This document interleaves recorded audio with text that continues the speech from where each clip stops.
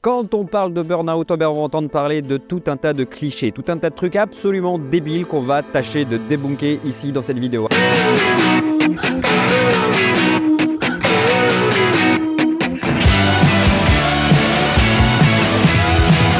Alors la première des choses, la plus commune, c'est de se dire que le burn-out, c'est la maladie des gens qui sont faibles. Bon, bah ça, c'est la plus grosse connerie. Au contraire, le burn-out, c'est la pathologie des personnes qui sont fortes, qui gardent pour elles, qui ne disent pas, qui encaissent, jusqu'à s'épuiser complètement, être au bout du stress et s'effondrer. Vous voyez, donc c'est pas les faibles qui en arrivent là, c'est au contraire les gens qui sont très forts et qui ont tellement encaissé qu'elles s'effondrent.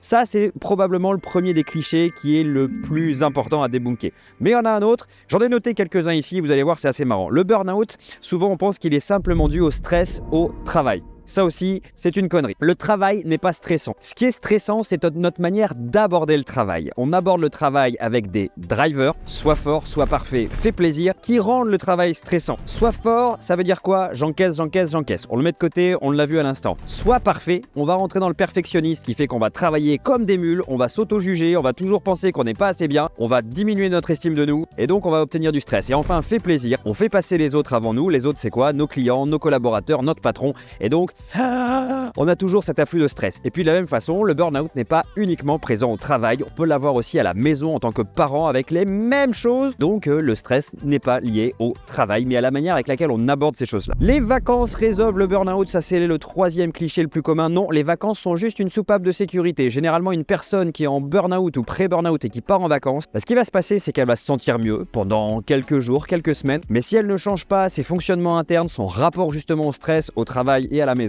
et après quelques temps, en retour au travail, elle va s'effondrer de nouveau. Et en fait, je considère que les vacances, c'est un petit peu les dernières bouffées d'air d'une personne qui est en train de se noyer. C'est exactement la même chose. Et ça, c'est un cliché qu'on va débunker maintenant. On a aussi le burn-out est quelque chose d'inévitable. Quand on a enclenché le phénomène, on va automatiquement tomber dans le burn-out. C'est pas vrai. Il y a plusieurs phases dans le burn-out, des phases plus légères, et plus on s'avance dans le burn-out, plus on arrive dans des phases aiguës. Alors bien souvent, on ne diagnostique le burn-out que quand il est en phase aiguë. Quand on est en phase vraiment critique, on n'arrive plus à se lever. Mais si on arrive à le diagnostiquer beaucoup plus tôt, il est carrément évitable en fait. Plus on va diagnostiquer tôt, plus on va éviter cette catastrophe. Qu'est-ce qu'on a comme cliché? On a comme cliché que les personnes en burn-out sont des personnes qui sont toujours épuisées et tristes. Ça c'est pas vrai. Bien souvent les personnes en burn-out, oui, elles sont épuisées pendant la première phase du burn-out. Elles sont épuisées, elles sont fracassées, mais elles sont pas toujours tristes. À ne pas confondre burn-out et dépression. Les personnes en burn-out, généralement elles cherchent à s'en sortir, et puis comme ce sont des personnes qui sont fortes, généralement elles vont cacher leurs émotions de tristesse. On va peut-être même parfois en voir qui sont enthousiastes. Elles ont envie de s'en sortir au maximum, donc même si elles sont fatiguées, on va voir qu'elles ont parfois encore de l'énergie pour essayer de s'en sortir. Donc le diagnostic, c'est généralement la chose la plus compliquée à faire, mais non, les personnes en burn-out ne sont pas toujours épuisées et tristes. On peut avoir encore une fois des personnes qui ont un petit peu d'énergie et qui ont de l'enthousiasme.